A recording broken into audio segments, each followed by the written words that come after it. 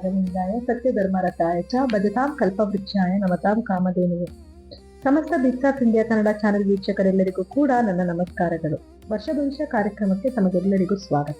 ವರ್ಷ ಭವಿಷ್ಯ ಅಂದ್ರೆ 2026 ಭವಿಷ್ಯ ಹೇಗಿದೆ ಅಂದ್ರೆ ಈ ಕಂಪ್ಲೀಟ್ ಇಯರ್ ಅಲ್ಲಿ ಎಲ್ಲಾ ರಾಶಿಗಳ ಮೇಲೂ ಕೂಡ ಗ್ರಹಗಳ ಒಂದು ಪ್ರಭಾವ ಹೇಗ್ ಬೀಳ್ತಿದೆ ಅನ್ನೋದ್ರ ಬಗ್ಗೆ ನಾವೀಗ ಮಾತಾಡೋಣ. ಮೊದಲನೇದಾಗಿ ಗ್ರಹಗಳ ಒಂದು ಚಲನೆ, ಈ ವರ್ಷದಲ್ಲಿ ಯಾವ್ಯಾವ ಗ್ರಹ ಯಾವ ಸ್ಥಾನಮಾನದಲ್ಲಿ ಕೂತಿದೆ ಅನ್ನೋದನ್ನ ಗಮನಿಸೋದಾದ್ರೆ ನೋಡಿ, ಮೊದಲನೇದು ಶನಿ ಗ್ರಹ ಅಂತ ತಗೊಳ್ಳೋಣ. ಶನಿ ಗ್ರಹ ಪೂರ್ತಿ ವರ್ಷಗಳಂದ್ರೆ 2026 ಕಂಪ್ಲೀಟ್ ಆಗಿ ಮೀನ ರಾಶಿನಲ್ಲಿ ಇದ್ದು ಕೆಲವೊಂದು ಚೇಂಜಸ್ ಇದೆ ಅದರಲ್ಲಿ. ಅದೇನಪ್ಪಾ ಅಂತಂದ್ರೆ ನೋಡಿ, ಮಾರ್ಚ್ 7ನೇ ತಾರೀಕಿಂದ 13ನೇ ತಾರೀಕು ತನಕ ಅಸ್ತಂಗತನಾಗ್ತಾನೆ. ತದನಂತರ ಜುಲೈ 27ನೇ ತಾರೀಕಿಂದ ಡಿಸೆಂಬರ್ 11ನೇ ತಾರೀಕು ತನಕ ತನ್ನ ಹಿಮ್ಮುಖ ಸಂಚಾರನ ಬೆಳೆಸ್ತಾನೆ. ಅದು ಬಿಟ್ರೆ ಇನ್ನ ವರ್ಷ ಪೂರ್ತಿಯಾಗಿ ಮೀನ ರಾಶಿನಲ್ಲಿ ತನ್ನ ಸಂಚಾರನ ಬೆಳೆಸ್ತಾನೆ. ಇನ್ನ ರಾಹು ಗ್ರಹ ಅಂತ ನೋಡಿದಾಗ ರಾಹು ಗ್ರಹ ಕೂಡ 2026 ನವೆಂಬರ್ ತನಕನೂ ಕೂಡ ಕುಂಭರಾಶಿನಲ್ಲೇ ಇರ್ತಾನೆ. ಆದ್ರೆ ಡಿಸೆಂಬರ್ 5ನೇ ತಾರೀಕು ಕುಂಭರಾಶಿಯಿಂದ ಮಕರ ರಾಶಿಗೆ ತನ್ನ ಪ್ರಯಾಣನ ಬೆಳೆಸಿ ಅದೇ ಮನೆಯಲ್ಲಿ 18 ತಿಂಗಳ ಕಾಲ ಅದೇ ಮನೆಯಲ್ಲಿ ಪ್ರಯಾಣನ ಬೆಳೆಸ್ತಾನೆ. ಇನ್ನು ಕೇತು ಗ್ರಹ ಅಂತ ಬಂದಾಗ ಕೇತು ಸಿಂಹ ರಾಶಿನಲ್ಲೇ 2026 ನವೆಂಬರ್ ತನಕ ಇದ್ದು ಡಿಸೆಂಬರ್ 5ನೇ ತಾರೀಕು ಸಿಂಹ ರಾಶಿಯಿಂದ ಕಟಕ ರಾಶಿಗೆ ತನ್ನ ಪ್ರಯಾಣನ ಬೆಳೆಸ್ತಾನೆ. ಮತ್ತೆ 18 ತಿಂಗಳ ಕಾಲ ಅದೇ ಮನೆಯಲ್ಲಿ ಸ್ಥಿರವಾಗಿ ಇರ್ತಾನೆ. ಇನ್ನು ಗುರುಗ್ರಹವು ಮಾರ್ಚ್ 11ನೇ ತಾರೀಕು ಮಿಥುನದಲ್ಲಿ ನೇರ ಸಂಚಾರಕ್ಕೆ ಬಂದು ಅದಾದ್ಮೇಲೆ ಜೂನ್ 2ನೇ ತಾರೀಕು ಮಿಥುನದಿಂದ ಕಟಕಗೆ ತನ್ನ ಪ್ರಯಾಣನ ಬೆಳೆಸ್ತಾನೆ. ತದನಂತರ ಜುಲೈ 14ರಿಂದ ಆಗಸ್ಟ್ 12ರವರೆಗೆ ಹಸ್ತಂಗತನಾಗಿರ್ತಾನೆ ಕಟಕ ರಾಶಿನಲ್ಲಿ. ಅದಾದ್ಮೇಲೆ ಅಕ್ಟೋಬರ್ 31ನೇ ತಾರೀಕು ಕಟಕದಿಂದ ಸಿಂಹ ರಾಶಿಗೆ ತನ್ನ ಪ್ರಯಾಣನ ಬೆಳೆಸ್ತಾನೆ. ಹಾಗೆ ಡಿಸೆಂಬರ್ 13ರಿಂದ ಮತ್ತೆ ತನ್ನ ಹಿಮ್ಮುಖ ಸಂಚಾರನ ಶುರು ಮಾಡ್ತಾನೆ. ಇವಿಷ್ಟು ಪ್ರಮುಖ ಗ್ರಹಗಳ ಒಂದು ಸಂಚಾರವಾಗಿರುತ್ತೆ. ಇನ್ನು ಬಾಕಿ ಗ್ರಹಗಳು ನೋಡಿ, ಕೆಲವು ಗ್ರಹಗಳು ತಿಂಗಳಿಗೆ ಒಮ್ಮೆ ಚೇಂಜ್ ಆದ್ರೆ, ಕೆಲವೊಂದು ಗ್ರಹಗಳು ಒಂದು 45 ಡೇಸ್ಗೆ ಅಥವಾ 21 ಡೇಸ್ ಇಂದ 30 ಡೇಸ್ಗೆ ಈ ರೀತಿ ಚೇಂಜ್ ಆಗೋದ್ರಿಂದ ಅದನ್ನ ನಾವು ಕನ್ಸಿಡರ್ ಮಾಡಿಲ್ಲ. ಹಾಗೆ ಯಾರಿಗೆಲ್ಲ ಗುರುಬಲ ಇರುತ್ತೆ ಈ ತಿಂಗಳಲ್ಲಿ ಅಂದ್ರೆ ಈ 2026ರಿಂದ ನೋಡಕ್ ಹೋದ್ರೆ, ಯಾರಿಗೆಲ್ಲ ಗುರು 2ನೇ ಮನೆ, 5ನೇ ಮನೆ, 7ನೇ ಮನೆ, 9ನೇ ಮನೆ ಮತ್ತೆ 11ನೇ ಮನೆಯಲ್ಲಿ ಸಂಚಾರ ಮಾಡ್ತಿರ್ತಾನೋ ಅವರೆಲ್ಲರಿಗೂ ಕೂಡ ಗುರುಬಲ ಇರುತ್ತೆ. ಗುರುಬಲ ಇದ್ದಂತ ಸಮಯದಲ್ಲಿ ಮದುವೆ ಕಾರ್ಯಗಳು, ಗೃಹ ಪ್ರವೇಶಗಳು, ಈ ತರ ಒಳ್ಳೊಳ್ಳೆ ಕಾರ್ಯಗಳನ್ನ ಎಲ್ಲರೂ ಮಾಡ್ತಾರೆ. ಆದ್ರೆ ಕೆಲವು ಸಮಯ ಅಂದ್ರೆ ಜುಲೈ 14ರಿಂದ 12ರವರೆಗೆ ಹಸ್ತಂಗತನಾಗಿರ್ತಾನೆ. ಆ ಸಮಯದಲ್ಲಿ ಮಾತ್ರ ಶುಭ ಕಾರ್ಯ ಮಾಡೋದಕ್ಕೆ ನಿಷಿದ್ಧ ಅಂತ ಹೇಳ್ಬೋದು. 2026ರಲ್ಲಿ ನಡೆಯುವಂತಹ ಕೆಲವು ಗ್ರಹಣಗಳ ಬಗ್ಗೆ ಮಾತಾಡ್ಬೇಕು ಅಂತಂದ್ರೆ 4 ಗ್ರಹಣಗಳು ನಡೆಯುತ್ತೆ. 2 ಸೂರ್ಯಗ್ರಹಣ, 2 ಚಂದ್ರಗ್ರಹಣ ನಡೆಯುತ್ತೆ. ಅದ್ರೊಳಗಡೆ 3 ಗ್ರಹಣಗಳು ನಮ್ಮ ಭಾರತಕ್ಕೆ ಗೋಚಾರ ಇರೋದಿಲ್ಲ. ಅಂದ್ರೆ ಫೆಬ್ರವರಿ 17ನೇ ತಾರೀಕು ಸೂರ್ಯಗ್ರಹಣ ನಡೆಯುತ್ತೆ, ಅದು ಕೂಡ ಭಾರತದಲ್ಲಿ ಗೋಚಾರ ಇರೋದಿಲ್ಲ. ಹಾಗೆ ಆಗಸ್ಟ್ 12ನೇ ತಾರೀಕು ಕೂಡ ಒಂದು ಸೂರ್ಯಗ್ರಹಣ ನಡೆಯುತ್ತೆ, ಅದು ಕೂಡ ನಮ್ಮ ಭಾರತದಲ್ಲಿ ಗೋಚಾರ ಇರೋದಿಲ್ಲ.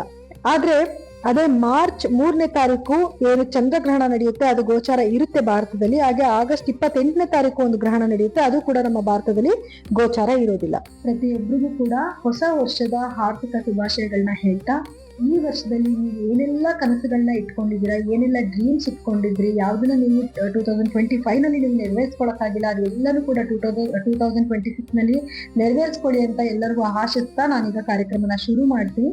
ಇನ್ನು ಮೀನ ರಾಶಿಯವರ 2026ರ ವಾರ್ಷಿಕ ಭವಿಷ್ಯ ಹೇಗಿದೆ ಅಂತ ನೋಡೋದಾದ್ರೆ ನೋಡಿ, ಮೀನ ರಾಶಿಯವರಿಗೆ ಶನಿ ಲಗ್ನದಲ್ಲೇ ಅಂದ್ರೆ ನಿಮ್ಮ ರಾಶಿನಲ್ಲೇ ಸಂಚಾರ ಮಾಡ್ತಾ ಇರೋದ್ರಿಂದ 2026 ಕಂಪ್ಲೀಟ್ ಆಗಿ ನಿಮ್ಮ ರಾಶಿನಲ್ಲೇ ಶನಿಯ ಒಂದು ಸಂಚಾರ ಇರುತ್ತೆ. ಶನಿ ನಿಮ್ಗೆ ಒಂದ್ ಕಡೆ 11ನೇ ಮನೆ ಅಧಿಪತಿಯಾಗಿ 12ನೇ ಮನೆ ಅಧಿಪತಿನೂ ಕೂಡ ಆಗಿ ನಿಮ್ಮ ಲಗ್ನದಲ್ಲೇ ಸಂಚಾರ ಮಾಡ್ತಾ ಇರ್ತಾನೆ. ಇದರಿಂದ ಏನಾಗತ್ತೆ ಅಂತಂದ್ರೆ, ಯಾರೆಲ್ಲ ವಿದೇಶ ಪ್ರಯಾಣ ಮಾಡ್ಬೇಕು ಅಂತ ಅನ್ಕೊಂಡಿರ್ತೀರೋ ಅವ್ರಿಗೆಲ್ಲ ಒಂದು ಸಿಹಿ ಸುದ್ದಿ ಅಂತಾನೆ ಹೇಳ್ಬೋದು. ಆದ್ರೆ ಇನ್ನ ಒಂದು ರೀತಿಯಲ್ಲಿ ಸ್ವಲ್ಪ ಖರ್ಚು ಜಾಸ್ತಿ ಆಗುವಂತ ಒಂದು ಸಾಧ್ಯತೆಗಳು ಜಾಸ್ತಿ ಇರುತ್ತೆ. ಅನಿರೀಕ್ಷಿತವಾದ ಖರ್ಚುಗಳು ಬರುವಂತದ್ದು, ಸ್ವಲ್ಪ ಆಲಸ್ಯ ಜಾಸ್ತಿ ಆಗುವಂತದ್ದು, ಕೆಲಸದಲ್ಲಿ ಸ್ವಲ್ಪ ಸೋಂಬೇರಿತನ, ಅಯ್ಯೋ ಮಾಡಿದ್ರಾಯ್ತು ನಾಳೆ ಮಾಡಿದ್ರಾಯ್ತು ಅನ್ನೋಂತ ಒಂದು ಆಲಸ್ಯ ಬರುವಂತ ಒಂದು ಸಾಧ್ಯತೆ ಇರುತ್ತೆ. ಆದ್ರೆ ನೋಡಿ, ಕಠಿಣ ಪರಿಶ್ರಮ ಮಾಡ್ಕೊಳ್ಳೋದ್ರಿಂದ, ಹಾಗೆ ತುಂಬಾ ಎಲ್ಲಾ ಕೆಲಸಕ್ಕೂ ಎಫರ್ಟ್ ಹಾಕ್ಬೇಕು ಮತ್ತೆ ಶಿಸ್ತುಬದ್ಧವಾಗಿ ಜೀವನ ಮಾಡೋದ್ರಿಂದ ಅದು ನಿಮ್ಮ ಒಂದು ವೈಯಕ್ತಿಕ ಜೀವನನ ನಿಮ್ಗೆ ಇನ್ನಷ್ಟು ಶುದ್ಧಿ ಮಾಡುತ್ತೆ ಅಂತ ಹೇಳ್ಬೋದು. ಇನ್ನ ರಾಹು ಮತ್ತೆ ಕೇತುವಿನ ಪ್ರಭಾವ ಅಂತ ನೋಡೋದಾದ್ರೆ, ರಾಹು ನಿಮ್ಮ 12ನೇ ಮನೆಯಲ್ಲಿ ಸಂಚಾರ ಮಾಡ್ತಿರ್ತಾನೆ, ಹಾಗೆ ಕೇತು ನಿಮ್ಮ 6ನೇ ಮನೆಯಲ್ಲಿ ಸಂಚಾರ ಮಾಡ್ತಿರ್ತಾರೆ. ಇದರಿಂದ ಏನಾಗುತ್ತೆ ಅಂತಂದ್ರೆ, 12ರಲ್ಲಿ ರಾಹು ಇರೋದ್ರಿಂದ ಸ್ವಲ್ಪ ವಿದೇಶ ಪ್ರಯಾಣನ ಸೂಚಿಸಿದ್ರು ಕೂಡ ಅಷ್ಟೇ ಅನಿರೀಕ್ಷಿತವಾದ ಕೆಲವು ಖರ್ಚುಗಳು ಬರುವಂತ ಸಾಧ್ಯತೆ ಇರುತ್ತೆ. ಅದ್ರ ಬಗ್ಗೆ ಸ್ವಲ್ಪ ಕೇರ್ಫುಲ್ ಆಗಿರ್ಬೇಕು. ಇನ್ನು 6ನೇ ಮನೆಯ ಕೇತು ಸಂಚಾರದಿಂದ ನಿಮ್ಗೇನಾದ್ರು ಕೋರ್ಟು ಕೇಸಲ್ಲಿ ಕೇಸ್ಗಳೇನಾದ್ರು ಇತ್ತು ಅಂತಂದ್ರೆ ಅದರಲ್ಲಿ ಸ್ವಲ್ಪ ಜಯ ಆಗುವಂಥದ್ದು, ವಿದ್ಯಾರ್ಥಿಗಳಿಗೆ ಎಕ್ಸಾಮ್ಸ್ ನಲ್ಲಿ ಜಯ ಆಗುವಂಥದ್ದು, ಅದರಲ್ಲಿ ಕಾಂಪಿಟೇಟಿವ್ ಎಕ್ಸಾಮ್ ಬರೀತಿದ್ದೀರಾ ಅಂದ್ರೆ ಅದರಲ್ಲಿ ಯಶಸ್ಸು ಸಿಗುವಂತ ಚಾನ್ಸಸ್ ಜಾಸ್ತಿ ಇರುತ್ತೆ. ಹಾಗೆ ನೀವೇನಾದ್ರೂ ಸಾಲ ತೀರ್ಸೋದಕ್ಕೆ ಒಂದು ಒಳ್ಳೆ ದಾರಿ ಕೂಡ ಸಿಗ್ತಾ ಹೋಗ್ತಾ ಇರುತ್ತೆ. ಇದೆಲ್ಲ ಒಂದು ಶುಭವಾದ ಸುದ್ದಿ ಅಂತಾನೆ ಹೇಳ್ಬೋದು. ಇನ್ನ ಗುರುವಿನ ಒಂದು ಸಂಚಾರ ಅಂತ ನೋಡಕ್ ಬಂದಾಗ, ಗುರು ನಿಮ್ಮ 4ನೇ ಮನೆಯಲ್ಲಿ ಸಂಚಾರ ಮಾಡಿ ತದನಂತರ 5 ಮತ್ತೆ 6ನೇ ಮನೆಗೂ ಕೂಡ ಈ ವರ್ಷದಲ್ಲಿ ಸಂಚಾರನ ಬೆಳೆಸ್ತಾನೆ. ಸೊ ಹಾಗಾಗಿ ಗುರುವಿನ ಒಂದು ಸ್ಥಾನಮಾನ ಕೂಡ ಒಂದು ಮಹತ್ವರವಾದ ಒಂದು ಬದಲಾವಣೆ ನಿಮ್ ಜೀವನದಲ್ಲಿ ತರುತ್ತೆ. ಅದೆಲ್ಲನೂ ಕೂಡ ಒಂದು ಶುಭವಾಗೇ ಇರುತ್ತೆ ಅಂತಾನೆ ಹೇಳ್ಬೋದು. ಹಣಕಾಸಿನ ಪರಿಸ್ಥಿತಿ ಹೇಗಿರುತ್ತೆ ಅಂತ ನೋಡಕ್ ಹೋದ್ರೆ, ನೋಡಿ, ನಿಮ್ಮ 4ನೇ ಮನೆಯಲ್ಲಿ ಸಂಚಾರ ಮಾಡ್ತಿರುವಂತಹ ಗುರು 5ನೇ ಮನೆಗೆ ಸಂಚಾರನ ಬೆಳೆಸಿದಾಗ ಸ್ವಲ್ಪ ಒಂದು ಆತ್ಮವಿಶ್ವಾಸ ಜಾಸ್ತಿ ಆಗುತ್ತೆ, ಒಂದು ಹಣಕಾಸಿನ ಅರಿವು ತುಂಬಾ ಚೆನ್ನಾಗಾಗತ್ತೆ, ಹಾಗೆ ಒಂದು ವ್ಯಾಪಾರದಲ್ಲಿ ಅಭಿವೃದ್ಧಿ ಆಗುವಂಥದ್ದು, ಒಳ್ಳೊಳ್ಳೆ ಅವಕಾಶಗಳು ನಿಮ್ಮನ್ನ ಹುಡ್ಕೊಂಡು ಬರುವಂಥದ್ದು, ಈ ಎಲ್ಲಾ ರೀತಿಯಿಂದನೂ ಒಂದು ಹಣಕಾಸು ಅಂತ ನಿಮ್ಗೆ ತೊಂದರೆಗಳಾಗೋದಿಲ್ಲ. ಆದ್ರೆ ಅನಿರೀಕ್ಷಿತವಾದ ಖರ್ಚುಗಳು ಬರುತ್ತೆ. ಯಾಕಂದ್ರೆ ರಾಹುವಿನ ಒಂದು ಸಂಚಾರ ಇರೋದ್ರಿಂದ ಸ್ವಲ್ಪ ಅನಿರೀಕ್ಷಿತವಾದ ಖರ್ಚುಗಳಿರುತ್ತೆ. ಖರ್ಚಿನ ಸ್ವಲ್ಪ ನೀವು ಅವಾಯ್ಡ್ ಮಾಡ್ಕೊಳ್ಳೋದ್ರಿಂದ ನೆಗೆಟಿವಿಟಿನ ನೀವು ತಪ್ಪಿಸ್ಕೊಬಹುದು. ಇನ್ನು ಮನೆಯಲ್ಲಿ ಪ್ರೀತಿ ವಿಶ್ವಾಸ, ನಿಮ್ಮ ಮನೆಯಲ್ಲಿರುವಂತಹ ಜನಗಳ ಜೊತೆ ನಿಮ್ ಬಾಂಡೇಜ್ ಹೇಗಿರುತ್ತೆ ಅಂತ ನೋಡಕ್ ಹೋದಾಗ, ಗುರು ನಿಮ್ಮ 5ನೇ ಮನೆಗೆ ಸಂಚಾರ ಮಾಡಿದಾಗ ನಿಮ್ಮ ಮೇಲೆ ತುಂಬಾ ಗೌರವ ಬರುತ್ತೆ, ತುಂಬಾ ನಿಮ್ಮನ್ನ ಪ್ರೀತಿಯಿಂದ ನೋಡ್ತಾರೆ, ಮಾತಲ್ಲೂ ಸ್ವಲ್ಪ ನಿಮ್ಗೆ ಮೃದುತ್ವ ಬರುತ್ತೆ, ಹಾಗೆ ಸ್ವಲ್ಪ ಒಳ್ಳೆ ಜ್ಞಾನನೂ ಕೂಡ ನಿಮ್ಗೆ ಕ್ರಿಯೇಟ್ ಆಗುತ್ತೆ. ಇನ್ನು ಯಾರೆಲ್ಲ ವಿದ್ಯಾರ್ಥಿಗಳಿದ್ರ, ವಿದ್ಯಾರ್ಥಿಗಳಿಗೂ ಕೂಡ ಯಶಸ್ಸು ಸಿಗುವಂತ ಒಂದು ಸಮಯ ಆಗಿರುತ್ತೆ. ಹಾಗೆ ಗುರು 4ನೇ ಮನೆಯಲ್ಲಿ ಸಂಚಾರ ಮಾಡಿದಾಗೂ ಕೂಡ ಒಂದು ಹಣ ಆಸ್ತಿ ಮಾಡುವಂಥದ್ದು, ಮನೆ ತಗೊಳ್ಳುವಂಥದ್ದು, ಮತ್ತೆ ಏನಾದ್ರು ವಾಹನ ತಗೊಬೇಕು ಅಂತ ಪ್ಲಾನಿಂಗ್ಸ್ ಇದ್ರೆ ಅದನ್ನ ತಗೊಳ್ಳುವಂಥದ್ದು, ಇದೆಲ್ಲಾನು ಕೂಡ ಒಂದು ಶುಭವಾದ ಒಂದು ಕೆಲಸಗಳಾಗ್ತಾ ಹೋಗ್ತಾ ಇರುತ್ತೆ. ಹಾಗೆ ಗುರು ನಿಮ್ಮ 6ನೇ ಮನೆಗೆ ಸಂಚಾರ ಮಾಡಿದಾಗೂ ಕೂಡ ಏನಾಗುತ್ತೆ, ಅದೇ ನಾನು ಆಗ್ಲೇ ಹೇಳ್ದಂಗೆ ಸಾಲಗಳನ್ನ ತೀರಿಸ್ಕೊಳ್ಳುವಂಥದ್ದು, ವ್ಯಾಪಾರದಲ್ಲಿ ಅಭಿವೃದ್ಧಿ ಆಗುವಂಥದ್ದು, ಮತ್ತೆ ಯಾರೆಲ್ಲ ಕೆಲಸದಲ್ಲಿ ಇರ್ತೀರಾ, ಉದ್ಯೋಗಿಗಳಿರ್ತೀರಾ, ಅವ್ರಿಗೆ ಬಡ್ತಿ ಆಗುವಂಥದ್ದು, ಅಂದ್ರೆ ಪ್ರಮೋಷನ್ ಆಗುವಂತ ಒಂದು ಚಾನ್ಸಸ್ ಕೂಡ ಕ್ರಿಯೇಟ್ ಆಗುತ್ತೆ.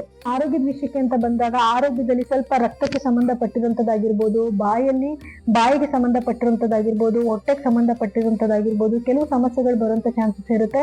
ಸೊ ಹಾಗಾಗಿ ಏನೇ ನೆಗೆಟಿವಿಟಿ ಬಂದ್ರು ಆಗಿಂದಾಗ್ಲೇ ತೋರಿಸ್ಕೊಳ್ಳೋದ್ರಿಂದ ನೆಗೆಟಿವಿಟಿಯಿಂದ ನೀವು ಈಚೆ ಬರ್ಬೋದು.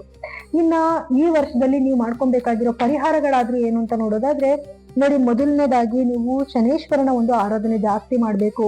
ಓಂ ಶಂ ಶನೈಶ್ಚರಾಯ ನಮಃ ಅಂತ ಪ್ರತಿದಿನ ಪಠನೆ ಮಾಡೋದಾಗಿರ್ಬೋದು. ನಿಮ್ ಕೈಲಿ ಏನ್ ಸಾಧ್ಯ ಆಗುತ್ತೋ ಅದನ್ನ ನೀಡ್ಫುಲ್ ಪೀಪಲ್ಗೆ ದಾನ ಧರ್ಮ ಮಾಡುವಂತದ್ದಾಗಿರ್ಬೋದು. ಮತ್ತೆ ರಾಹುವಿನ ಒಂದು ಒಳ್ಳೆ ಪರಿಣಾಮಕ್ಕೋಸ್ಕರ ದುರ್ಗಾದೇವಿಯ ಆರಾಧನೆ ಮಾಡುವಂಥದ್ದು, ಓಂ ದುಮ್ ದುರ್ಗಾಯ ನಮಃ ಅಂತ ಪಠನೆ ಮಾಡುವಂಥದ್ದು. ನೋಡಿ, ಇವಾಗ ನಿಮ್ಗೆ 12ನೇ ಮನೆಯಲ್ಲಿ ಸಂಚಾರ ಮಾಡ್ತಿರೋದ್ರಿಂದ ಸ್ವಲ್ಪ ವ್ಯಯ ಜಾಸ್ತಿ ಆಗ್ತಾ ಇರುತ್ತೆ. ಅದೇ ಡಿಸೆಂಬರ್ ಅಲ್ಲಿ ನಿಮ್ಮ 11ನೇ ಮನೆಗೆ ರಾಹುವಿನ ಸಂಚಾರ ಆದ ನಂತರ ಏನಾಗುತ್ತೆ, ಸ್ವಲ್ಪ ಅಭಿವೃದ್ಧಿ ಆಗುತ್ತೆ, ಒಳ್ಳೊಳ್ಳೆ ಆಪರ್ಚುನಿಟೀಸ್ ನ ತಗೊಂಬಂದ್ ಕೊಡ್ತಾನೆ. ಸೊ ಅದು ಒಂದು ಒಳ್ಳೇದೇ ವಿಷಯ ಆಗಿರೋದ್ರಿಂದ ರಾಹುವಿನ ನೀವು ತುಂಬಾ ಚೆನ್ನಾಗಿ ಆರಾಧನೆ ಮಾಡ್ಬೇಕಾಗತ್ತೆ. ಇನ್ನ ಕೇತುವಿನ ಆರಾಧನೆ ಮಾಡೋದು ಅಂತಂದ್ರೆ, ಗಣಪತಿ ಧ್ಯಾನ ಮಾಡೋದು, ಗಣಪತಿ ದೇವಸ್ಥಾನಕ್ಕೆ ಹೋಗಿ ಬರುವಂತದ್ದು, ಅಥವಾ ಬೀದಿ ನಾಯಿಗಳಿಗೆ ಆಹಾರನ ಅರ್ಪಿಸೋದು, ಇದನ್ನೆಲ್ಲ ಮಾಡೋದ್ರಿಂದ ಏನಾಗುತ್ತೆ, ಕೇತುವಿನ ಅನುಗ್ರಹ ಚೆನ್ನಾಗಿರುತ್ತೆ. ಇನ್ನ ಗುರುವಿನ ಅನುಗ್ರಹಕ್ಕೋಸ್ಕರ ಗುರುಗಳ ಧ್ಯಾನ ಮಾಡೋದು, ಗುರುಗಳ ದೇವಸ್ಥಾನಕ್ಕೆ ಹೋಗಿ ಬರೋದು, ಇದನ್ನೆಲ್ಲ ಮಾಡ್ಕೊಳ್ಳೋದ್ರಿಂದ ಏನಾಗುತ್ತೆ, ಗುರುವಿನ ಅನುಗ್ರಹ ತುಂಬಾ ಚೆನ್ನಾಗಿ ನಿಮ್ಗೆ ಆಗತ್ತೆ.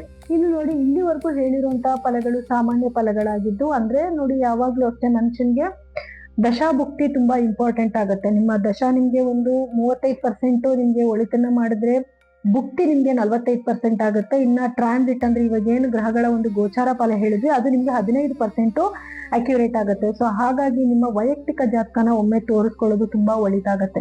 ಅದರಲ್ಲಿ ನಿಮ್ಗೆ ಏನೆಲ್ಲ ಪರಿಣಾಮಗಳಾಗ್ತಾ ಇದೆ, ಅಥವಾ ಏನೆಲ್ಲ ಮುಂದಕ್ಕೆ ನಿಮ್ ಜೀವನಗಳು ಹೇಗಿರುತ್ತೆ, ಯಾವ ದಶಾಭುಕ್ತಿ ನಡೀತಿದೆ, ಅದಕ್ಕೋಸ್ಕರ ನೀವೇನ್ ಪರಿಹಾರ ಮಾಡ್ಕೋಬೇಕು ಅನ್ನೋದನ್ನ ನೀವು ತಿಳ್ಕೊಬಹುದು. ಸೊ ಹಾಗಾಗಿ ನೀವೇನಾದ್ರೂ ನಿಮ್ಮ ಜಾತಕಗಳನ್ನ ಪರೀಕ್ಷೆ ಮಾಡ್ಕೊಬೇಕು ಅಂತಂದ್ರೆ, ಕೆಳಗಡೆ ಸ್ಕ್ರೋಲ್ ಆಗ್ತಿರೋ ನಮ್ಮ ನಂಬರ್ಗೆ ಕರೆ ಮಾಡಿ ನೀವು ನಿಮ್ಮ ಜಾತಕಗಳನ್ನ ಪರಿಶೀಲನೆ ಮಾಡಿಸ್ಕೊಬಹುದು.